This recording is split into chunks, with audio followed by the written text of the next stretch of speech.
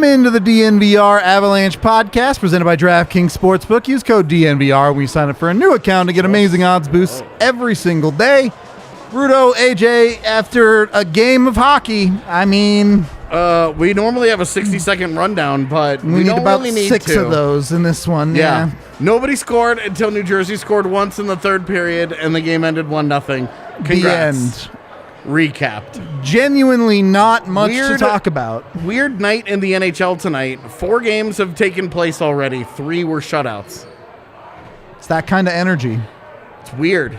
And the one that wasn't a shutout, the Islanders beat the Hurricanes 6-2. What planet is in Gatorade right now? I don't know. I don't know which one, but one of them clearly is. Look, this was a terrible hockey game, and I don't mean that in the sense of the Avs were terrible, which you could argue that they were. But this was a terrible hockey game from both teams. Low event, low efforts, low talent. Your expected goals for finished at 1.74 to 1.4. That's a nothing game. Yeah. And nothing is happening in this hockey game. Yeah. So, there's just not...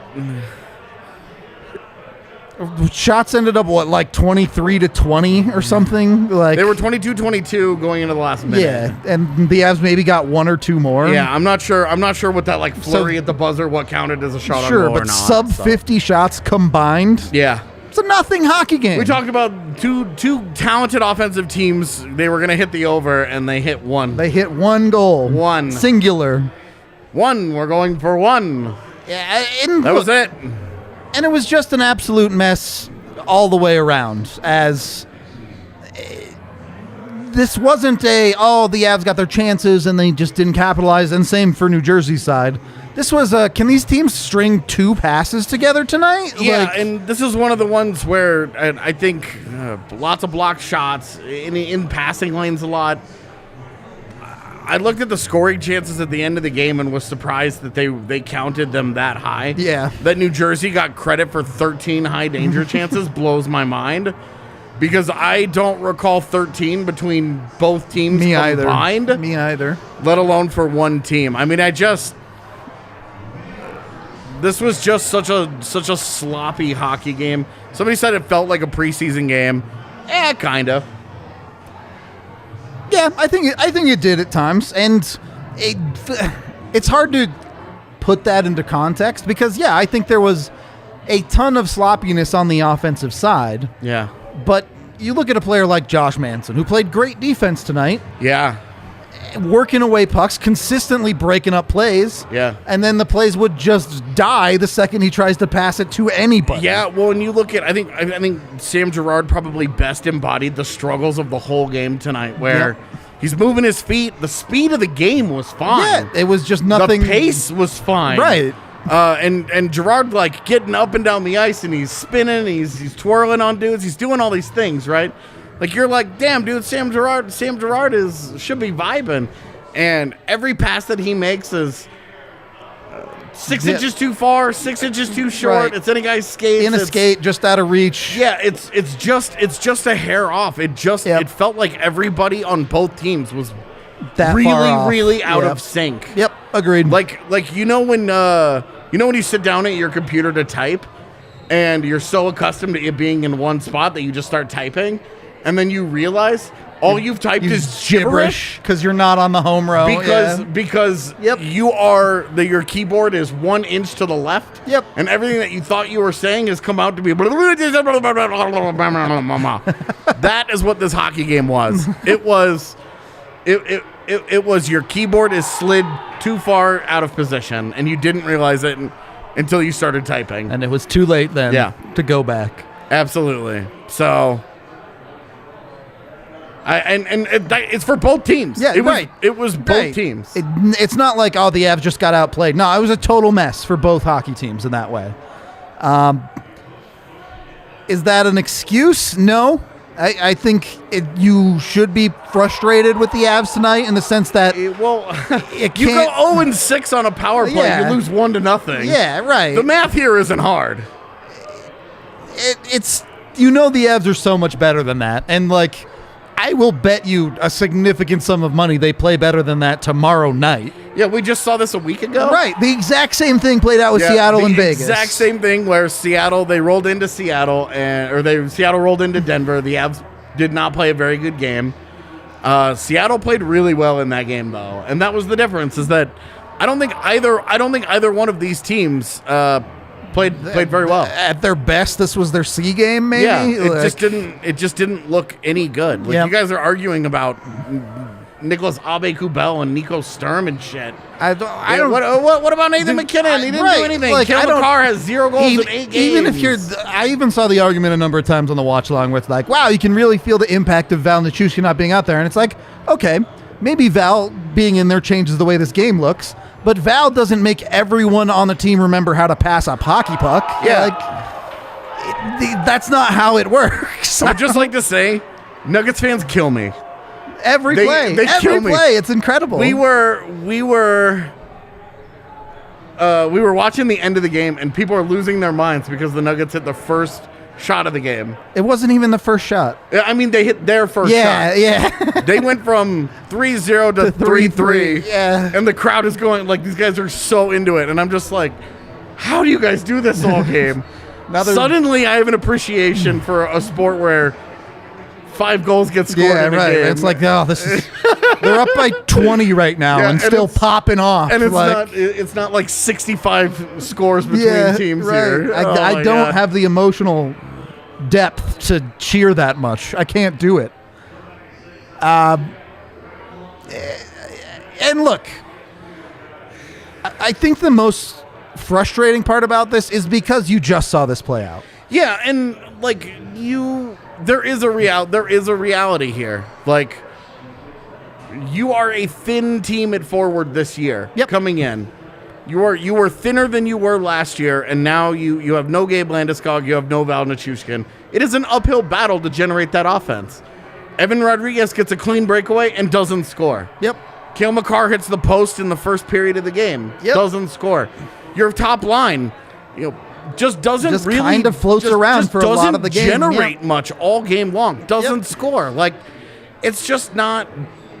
Like, they just did not play very well. They just didn't play very well. Pavel Francouz was fine.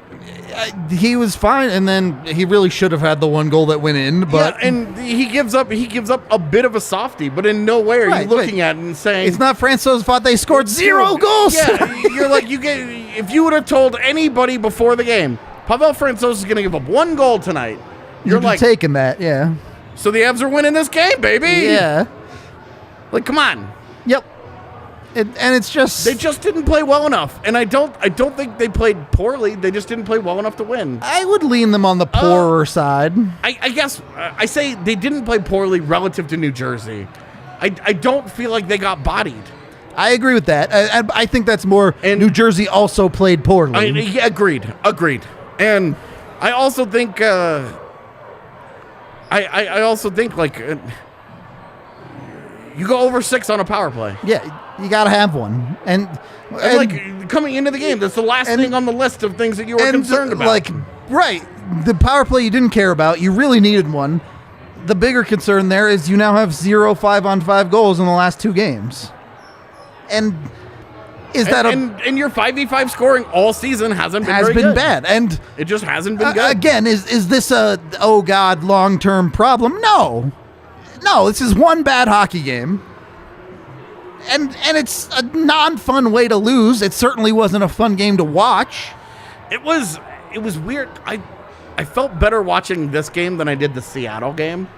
The Seattle game was because the Avs were just getting dominated in that game, right? Yeah. And I think that's what made this probably more palatable to me, is that I felt like both teams just didn't look good.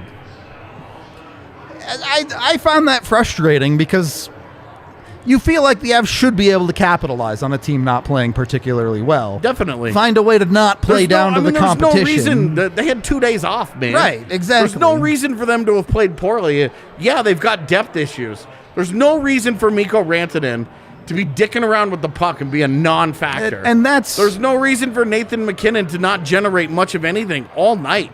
There's no reason Arturi Lehkonen hadn't done anything since the first game of the season.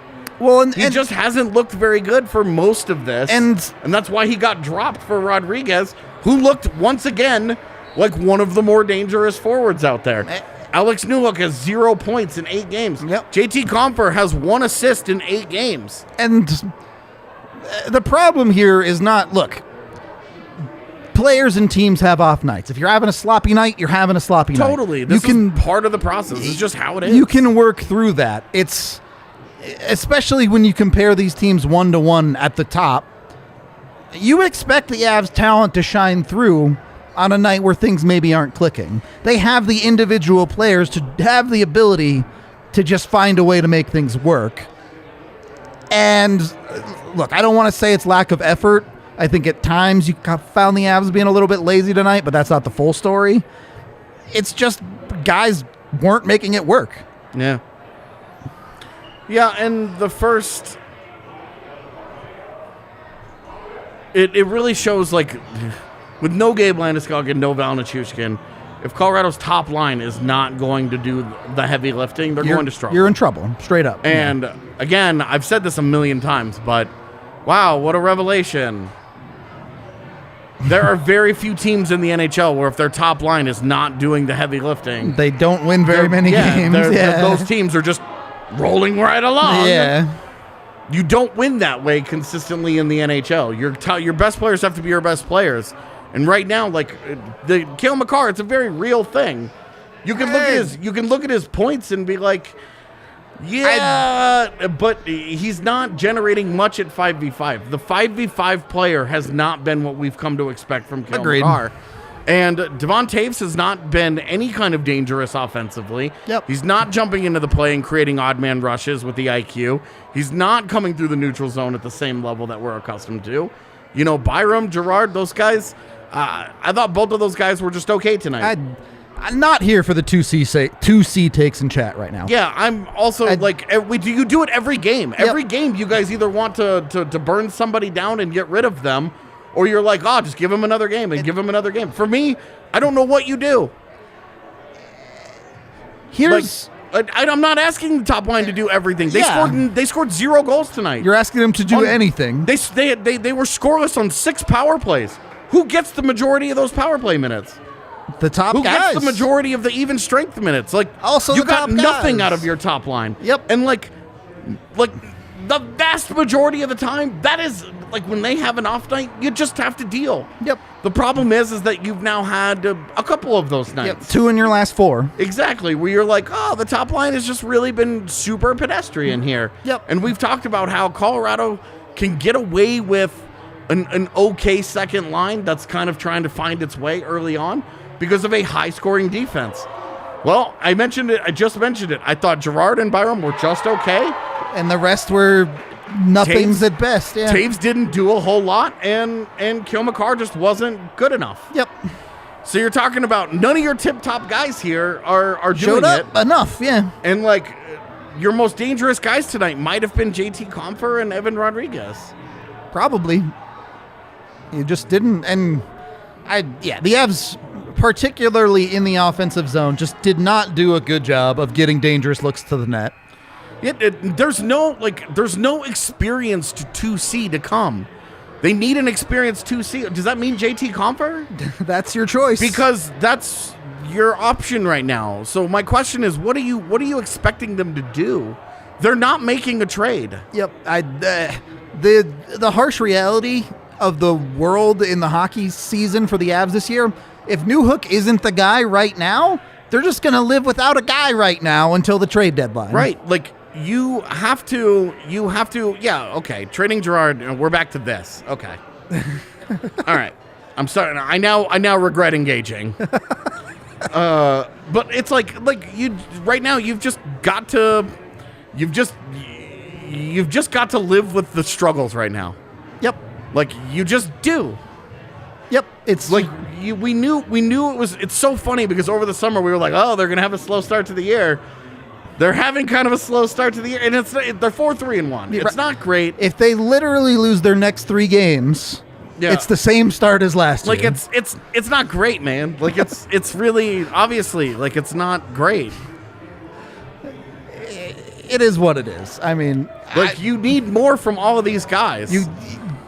Can you be upset with this hockey game? Absolutely. But you have to be able to compartmentalize that a bad hockey game is not burn it down. You think I'm condescending to you, but they're not trading Sam Girard. It's just not They have built reality. their team through defense. And like maybe you have a 2C option already. It's also you don't like know. you're also. It's not condescension. It's. Do you guys understand how many times we have to tell everyone that they're not trading Sam Girard? Right, and like we've had these same conversations for 3 months now. We had them all summer before they signed Evan Rodriguez. Yeah. Then they signed Evan Rodriguez, and everybody was like, 2C is fixed. And like, Yep. it just, they haven't quite gotten there yet. And some of this is some bad luck. Like, you have 2 top 6 injuries right now with Newhook and Landy. Pretty significant impact. Newhook was helping paper over some of that with like great production. Yep. And now it's even harder. Like it's even more of an uphill start. Like it just has not gone great to start the year. And they're still it hasn't gone incredibly poorly either. They're a team with 2 top 6 injuries. They've missed Devon Taves for games. Yeah. And their They backup missed Devon Taves for a game that they won in Vegas. Right. Like, Their backup goaltender is 0-3 at marginal fault of his own at most. I mean, he gives up 1 goal tonight. You're right, and loses. Well, and like that's like we were talking about. Oh, he was 6-0 in the playoffs, but he got 8 goals of goal support. Right. You know, one night. You know, where you're just like, gosh, dang, man. And I like you're definitely just in a position right now. They're not making a trade. Yep. They're not making a trade. It's the reality that they're not making the trade. You have to be patient And here. Why would you make a trade when you're above 500? Well, and like to start the year, nobody in your division has taken off. Yep.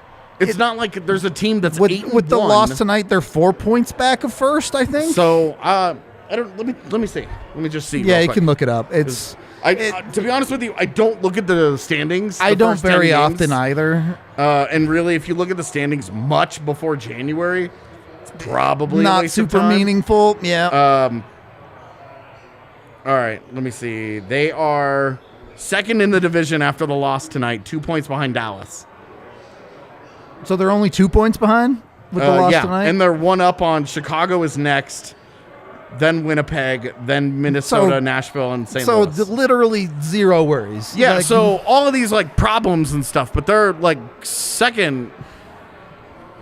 They're second in their division still, which is why I'm saying they're not making a trade. There's no urgency to fix this problem right now. You want to see what Alex Newhook can do. Yep. And also, like, let's you kind of have to pick a side here, guys. You have to either give young guys a chance. And give them the chance. And give them the chance. Or be and you anti it have from the to start. live. Yep. You have to live with some failures. A realistic chance is 15 to 20 games. I mean, I would even just say 10 to 15. If you're getting consistent minutes, 10 to 15 games. Look, man, 10 is the absolute minimum, but sure. If you're scoreless after 10 games, and that's a problem. You can really start to be like, this is definitely not working. That is a problem. I think it's a more complicated situation than that. And while I don't think Alex Newhook was particularly good tonight, you've seen enough from him where you're like... I mean, he full-blown panicked. Yeah. He got the puck on the power play. In the bumper spot and was like, what do I do? And he is supposed to shoot that puck immediately. Yep. And he was so surprised that puck got to him, he just passed it back. Yep. And that's a player with no confidence. For sure. Like, screams confidence problems. But that is a, like, and how do you fix a confidence problem? You get one, man. Yep. Like, you get one. And the thing, before tonight, there was 3 straight games of where you're like, oh, he's gonna get one. It's coming. He's had really good scoring chances. I think tonight is probably just... I think tonight is probably just a really good example of one team just made the most of the one opportunity. Yep.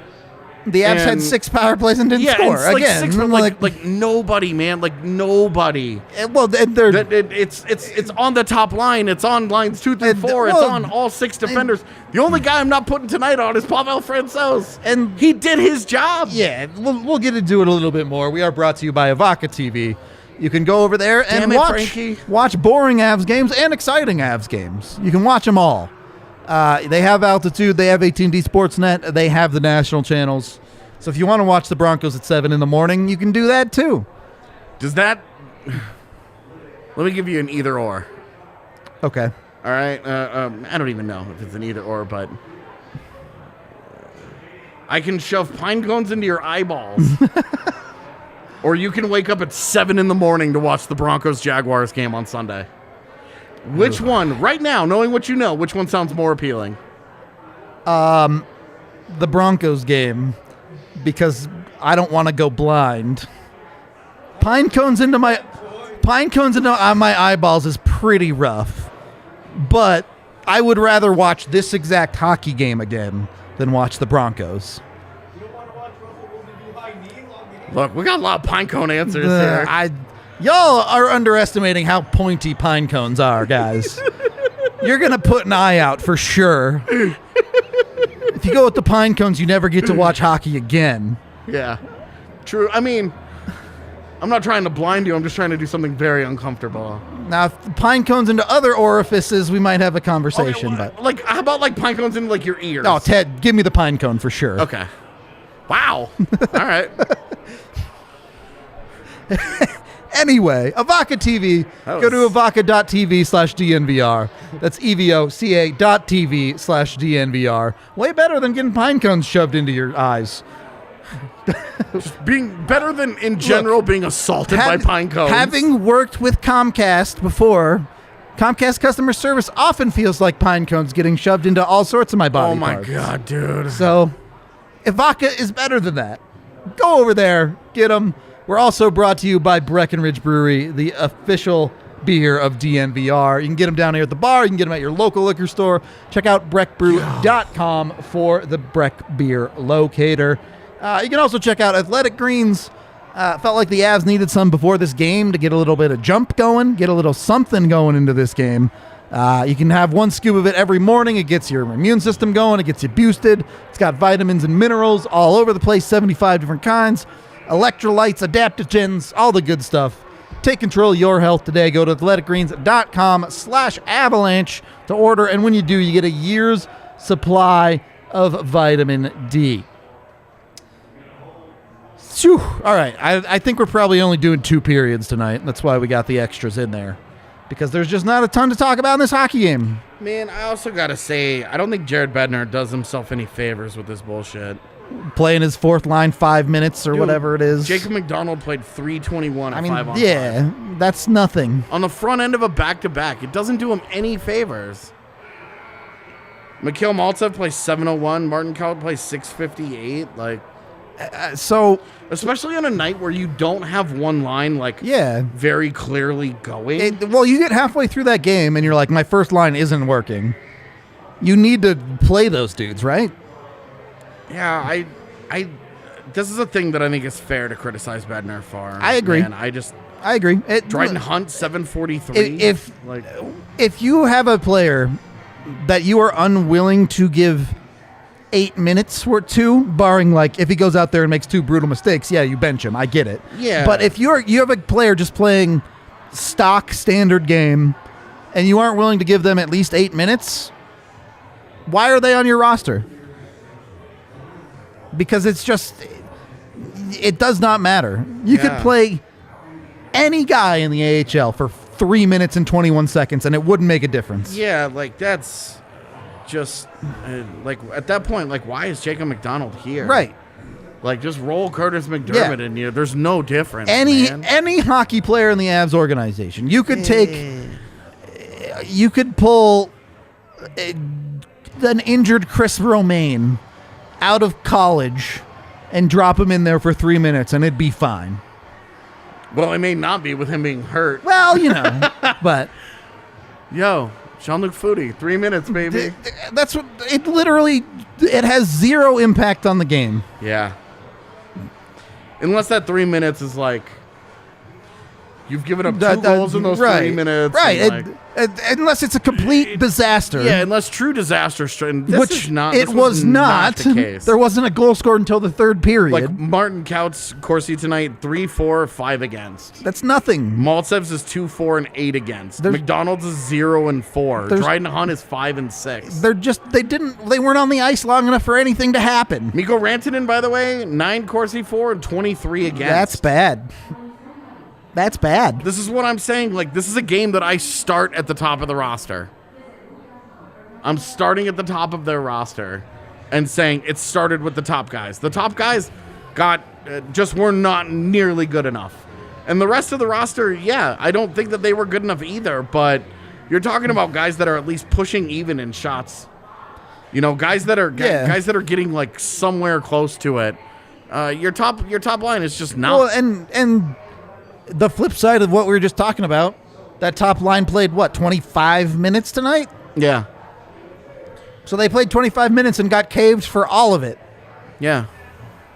Not enough. Yeah, natural stat trick is where we go for our quick looks at things. You can also it's like hockey stat cards or something. Yeah, hockey card stats. I forget the exact. It's something. There's another like one where they use game score, which I personally don't like. I'm not a fan. I don't like game score. I don't like all of it being wrapped up. There's some other in one metric like that. I think is so not good. You can get some other stuff like Money Puck has their own XGF. Yeah, that I don't like. I also don't like Money Puck.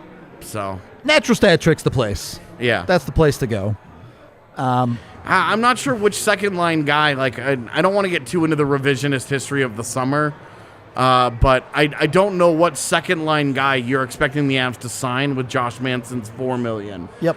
Because, like, keep in mind the Avs are pretty capped out as it is. Yep. After the Evan Rodriguez deal, that put them right at about $1 million, maybe a little more, depending on like which like roster filler guy that you put on there. Ignoring the fact that everyone was clamoring for Evan Rodriguez as the second line guy. Yeah, well, and like, but if you'd gotten Danton Heinen for $1 million, great.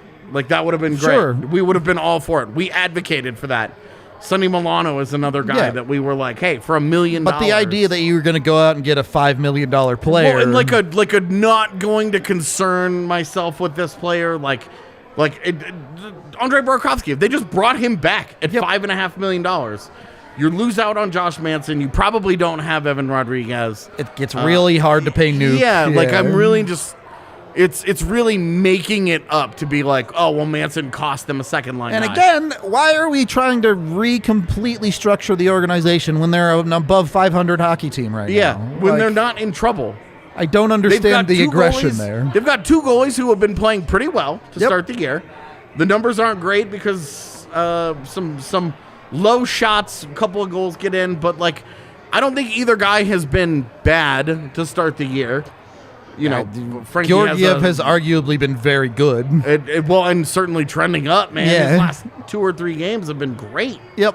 And like Frankie, to be honest with you, the idea that the fact that Pavel Francouz is 0-3 right now is karmic retribution for going 6-0 in those playoffs. He has his whole career, really. Yeah, he has won some games where he's given up 4 and 5 goals. Yep, and the Avs just drop a 7 bomb, and it's he got insane goal support. So it's not exactly what you said, Eddie, but also go back and read what you said, and you're basically saying Manson cost us a second line guy, and it's like what my thing. Yeah, see, they couldn't have sunk a bunch of money into Manson. Like, true, that was going to be an iffy conversation. And to be honest with you, a 1-year conversation. Yep. Because, you move forward. They could have not sucked a bunch of money into Manson, but where you reallocate that money is in the second line. The conversation. That's the idea here, because you're not going to reallocate it to another defenseman. You were never in that room. From day one of the offseason, everyone was like, we're targeting Manson. Yeah, bring him back. That way you have a great top 6 defense. Right. And it stops at 6. And that's the Avs top 6 is the best in the league, though. Right. And the Avs have made their bed there. And they're going to live through struggles when Alex Newhook goes 8 games without any points. Yeah, totally. And that's the thing, though, is that when we're talking about, like, we talk about, like, Martin Cal, like, oh, like, not giving him an opportunity or this and that. Like, what Alex Newhook is getting right now is a young guy getting an opportunity to take a big job. And if you were on the flip side of that conversation, when Devon Toews goes out, the Avs' bottom pairing without Josh Manson would have been Curtis McDermott and, like, Keaton Middleton. Yeah, or they would have, maybe they could have gone out and made the Ethan Bear deal today. Sure, whatever. For $2 million, you'd probably prefer Ethan Bear over Josh Manson if you were getting the Ethan Bear pre-COVID. But the reality is that Ethan Bear post-COVID hasn't been very so good. Yep. And, like, this is all the push and the pull and what do you do? Because if there's no Josh Manson, you need to replace There's always Josh going to be a hole somewhere. And you're not going to replace that guy to just no money. I don't know that, like, I hear what you're saying, and yeah, the bottom of the Avs forward roster is a mess because they're missing 3 forwards. Well, because we talked about it the other day. If you get Landeskog, Nichushkin, and Helm back, their entire current fourth line is not in the lineup. Then your second line consists of your whole fourth line. Yep. Those 4 guys that we talked about that were playing like no minutes, they're all out of the lineup. Are either scratched or back in the AHL. Yep. So you play through the injuries, and the Avs absolutely are a good enough team to have the luxury that they're fine. They're not worried about the injuries and having a little bit of a slower stretch. The problem, like, they can't sustain much more. Like, they can't more injuries. Sure. Yes. If they were to lose someone from their top line, you're going, oh shit. Yeah. But they haven't. Because they just knock on wood. Right. But again, like, very few teams in the league are like, we're talking about this, like, the Avs did a poor job building their roster out, and, like, we'll see. And it's like, name the 15th forward on any team in the NHL. Yeah. That isn't the name a single team's 15th forward. Like, which teams out there are equipped to import an entire line from the AHL? Right. And then their top line not produce points, and they win. Yep. And, like, no team on earth is capable of that. Like, on any given night, like consistently, right? Like, you can win a game every once in a while. We had Vegas won, like, multiple games the last couple of years with 16 dudes. Yeah. And things like, you're going to get a night where Logan O'Connor pops off for 2 goals. Totally. But you can't go into a game expecting that. Yeah, and that's why we were talking about earlier, like, they're not making a deal. Just have some patience here. Does this suck? Yeah. Like, it sucks to sit there. It sucked to sit through last year. It has sucked to sit through the first 10 games of every season in Bednar's tenure. They've never really had a great start to a season under him. I don't know why that is. It's odd. Yeah. But also, like, those Nick Robertson and Dennis Malgin is what we're going to pretend is good depth. Also, Wayne Simmons, not good depth. Washed Wayne Simmons, Kyle Clifford. None of that is good depth. Oh, like, my gosh. If the Avs Wayne were playing... Simmons used to be so good, he used to be, and then his knees blew up, and that was that. Like, you have hip surgeries at 30 years old, and man, that's tough. And if Wayne Simmons was playing in games right now, I guarantee you, and I would be on this boat too, I would be losing my mind saying, why the hell is Wayne Simmons playing over Martin Kaut? Well, and, like, they're not even winning. Right. The Toronto's terrible. They have done awfully to start the season. Myers is in the AHL and got hurt over the weekend. Correct. So an unfortunate situation. Yeah. Which, how often is it that guys are going down and getting hurt, dude? It feels like a lot. It does. Like, how many times have we had the conversation in Shane Bowers' career where, hey, here's an opportunity, and people are like, how come Bowers isn't getting called up? He's hurt. Like, he's got a shoulder injury. He's got a knee injury or whatever. Yep. Yeah. So anyway, feels like it's been like a weirdly consistent thing for them, and it hasn't mattered who it was. Yep.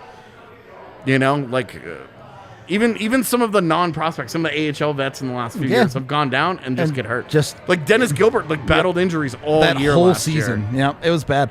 It sucks, man. I honestly we're going to keep this one short. I really don't have much more to say here. Yeah, like it's a frustrating game. It's a disappointing game. Yep. It's a 1-0 hockey game. It's a razor thin margin between us being like, well, they escaped. They got away with it. Hey! And that sucks. And again, I have no problems with you being significantly frustrated or upset with this game in a vacuum.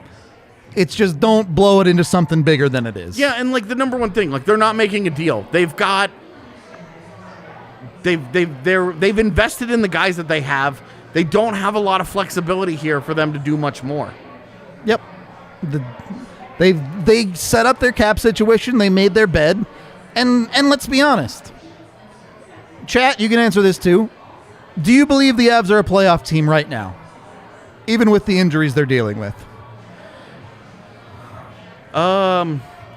If like, are we assuming that they play the next 74 games with no Landy, no Nichushkin, no Darren Helm? I would say you can assume no Landy for the entire, assume no Landy for the entire season. For the entire season? Yeah. Are they a playoff team? I still think that they're a playoff team. I'm less comfortable with the idea that they're going to go on a deep run.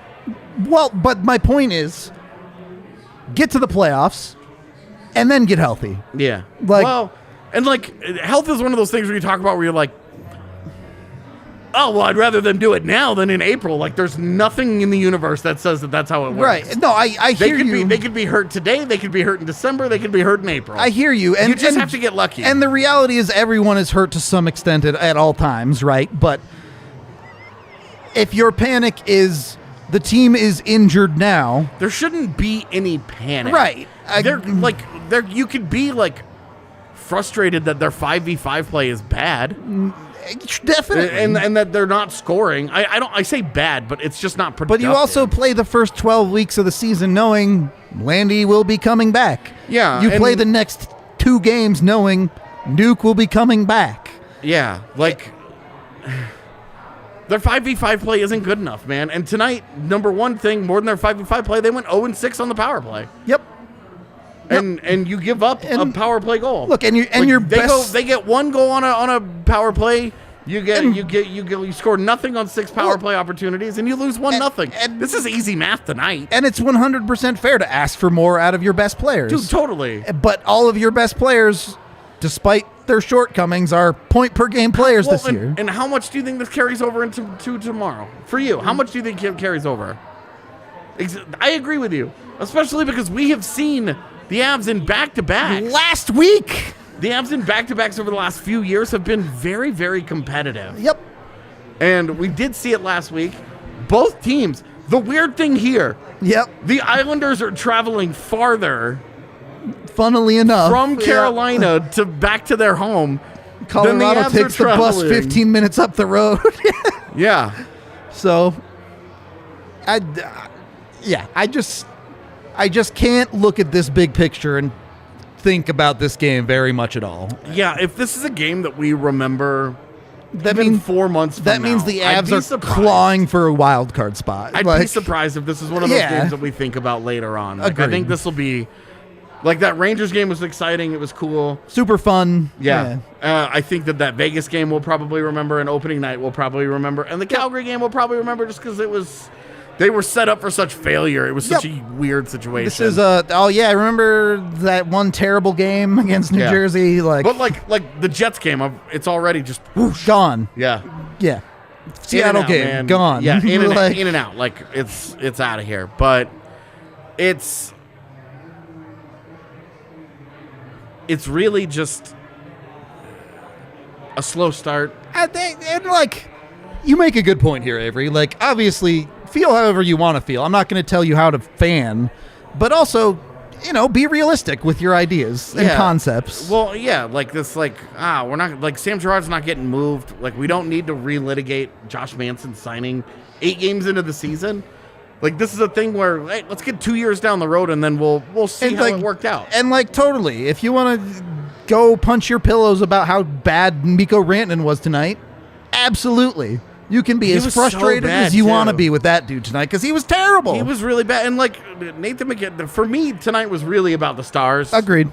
Just getting beat. They just weren't good enough, yeah. And that's okay. Because so many of the other games we've talked about this year, The Stars have lit other teams up, and we're like, can these dudes get some help here? But tonight they didn't do much to help themselves. Yeah, that look. If you want help, you got to help yourselves for sure.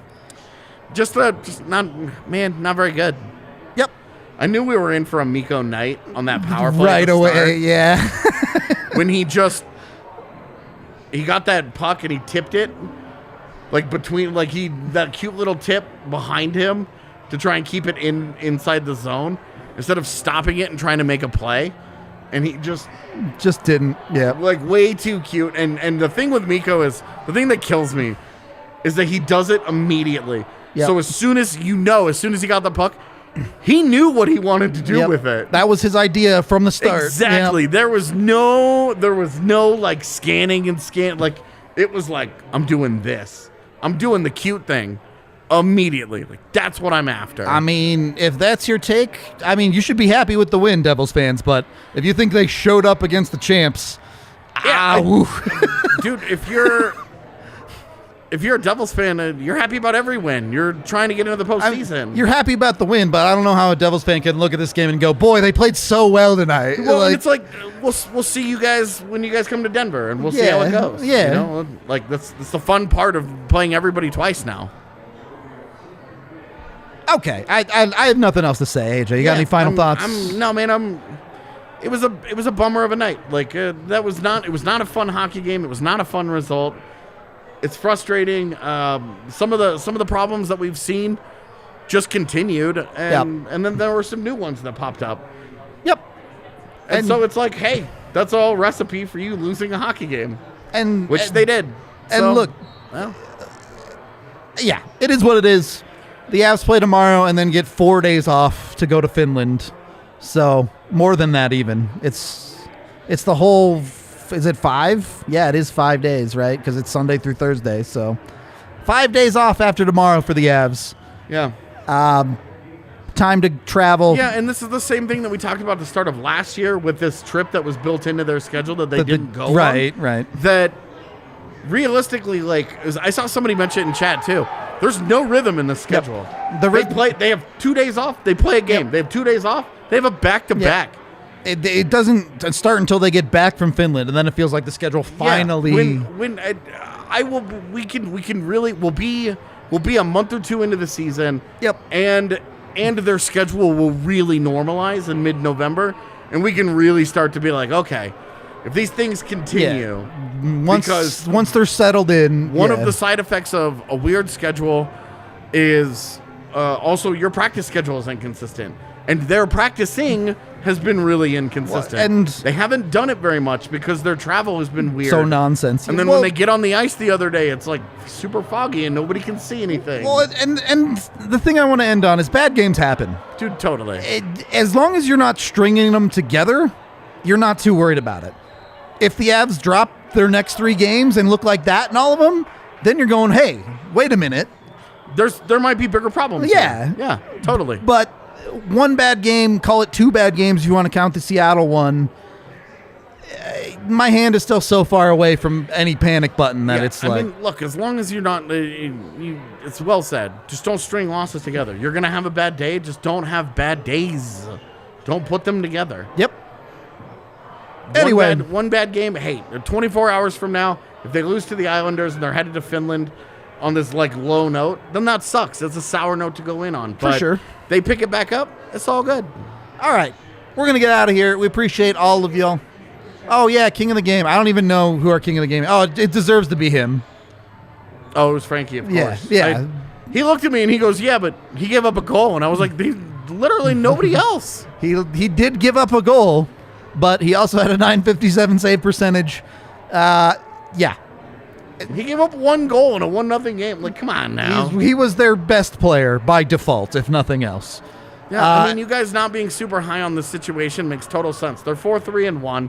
Their 5-on-5 game doesn't look very good. Their depth doesn't look very good. Like it makes sense. We are forever big picture, long term people though. That is how we live. It's just the existence. And like you guys want to live in the moment and be really upset about wins and losses and that's totally cool. And, like I said, if you're upset with this game, totally Dude, awesome. There's 82 of these things. I appreciate it. It is hard to ride that roller coaster. Be big mad about this hockey game, and then remember that they're above 500. Yeah, Avery, have a drink on me. There you go. DM me your Venmo and I'll pay for it. There it is. I'll pay for your drink so you guys can you can have Take a stiff the edge drink off a little bit. Exactly. And then we have one super chat here. $5 from D-Grow, who says, thank you for making me feel better about this game. Love you all. Yeah, okay, like you're welcome. It's really just like it's too early for us to panic. And Yep. that's where I am with it. Yeah. And in a game they didn't play very well in, they lost 1-0. Yeah. Like, it's not like they got smoked. Yeah, if it's 5-0, you're feeling differently. Yeah. Here, but it is 1-0. So it is what it is. We're wrapping this baby up. We're going to get out of here. We It'll appreciate be just y'all. the two of us again tomorrow. Evan will be here tomorrow. Oh, Evan will be Yeah, here tomorrow. so- I didn't know if he was back in town. He said he should be able to make it. So. Sick. You guys can listen to. I guess you guys can watch him just. Should we make him sit on the floor? We should. we should make him sit in front of this. There you go. And his head just sits right Front next and to center, the DNVR. right up there. Oh, I love it. Like a little floating head. That'd be fun. We appreciate all of y'all. I like this. We're out of here until the next game, which was in like 12 hours. Yeah. I don't know. We'll talk to you later.